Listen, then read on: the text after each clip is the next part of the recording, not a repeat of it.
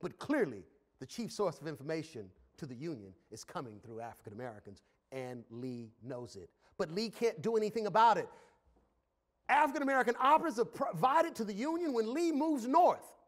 You get men coming in, but at first they're not receiving it. The Union officers aren't accepted until Charlie Wright comes through.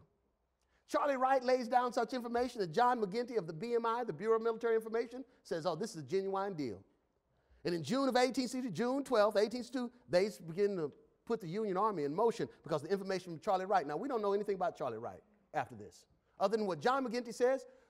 We don't even know if his name was really Charlie Wright. But what we're certain of is Charlie got it right. And at the end of the Battle of Gettysburg, General Meade knows more about Lee's army than Lee does. When Grant takes over as the head of the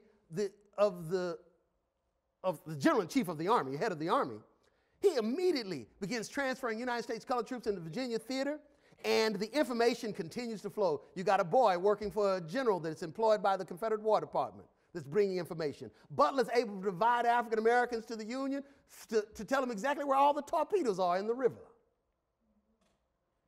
And finally, down south, and not finally, I ain't gonna say that, I'm gonna live a little bit longer, okay?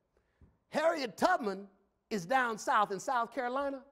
Now, Harriet Tubman's most of our operation, when we talk about Underground Railroad, she's working Eastern Shore of Maryland. That's where she's working. She's going back down there. But she's able, because of this network, to go down to South Carolina, Georgia, and Florida and go deep. She's a spy down there. But also we need to appreciate she's not a lone ranger. She's a commander of a team.